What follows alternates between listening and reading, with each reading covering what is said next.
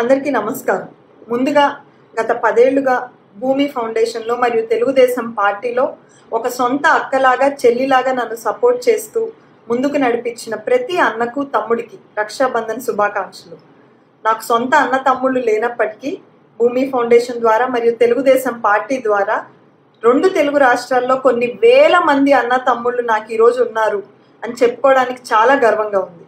నాకు ఎటువంటి political background లేకపోయినా గత 3 ఏళ్లుగా ఏ పొలిటికల్ మీటింగ్కి వెళ్ళినా, ఏ పొలిటికల్ ర్యాలీకి వెళ్ళినా నా చుట్టూ ఒక కవచం లాగా నిలబడి రక్షణను అందించిన ప్రతి అన్నకు తమ్ముడికి మరొక్కసారి రాఖీ శుభాకాంక్షలు. ఇటువంటి రక్షణే మన రాష్ట్రంలో మరియు మన దేశంలో ఉన్న ప్రతి మహిళకు అందాలని మనస్ఫూర్తిగా కోరుకుంటున్నాను.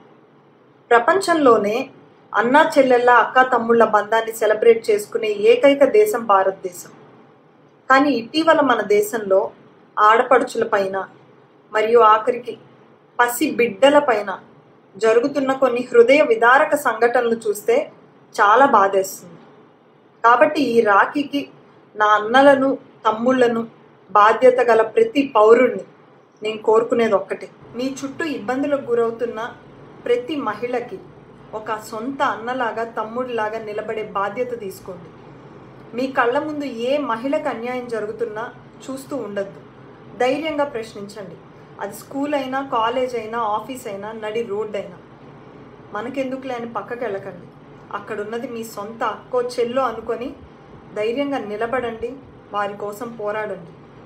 ఆఖరికి సోషల్ మీడియా వేదికగా మహిళల్ని ఇబ్బందులకు గురి చేసిన చూస్తూ కూర్చోవద్దు. దయచేసి ప్రశ్నించండి, పోరాడండి.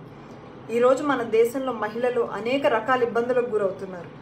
స్వతంత్రం వచ్చి 78 ఏళ్ళైనా ఈ రోజుకి కూడా మన దేశంలో మహిళలకి వర్క్ ప్లేస్లో అసభ్యంగా ప్రవర్తించడం, కాలేజీల్లో హెరాస్మెంట్లు చేయడం, ప్రేమ పేరుతో వేధించడం, ఇవన్నీ దాటుకొని ఒక మహిళ ఎదగాలంటే ఎంత కష్టమో ఒక్కసారి ఆలోచించండి. కానీ మీలో ఉన్న ప్రతి ఒక్కళ్ళు ఒక సోదరుడిలాగా మహిళలందరికీ అండగా నిలబడగలిగితే ప్రతి మహిళ ఈ దేశానికి గర్వకారణం అవుతుంది. అది ఈ రోజే నాంది పలుకుదాం.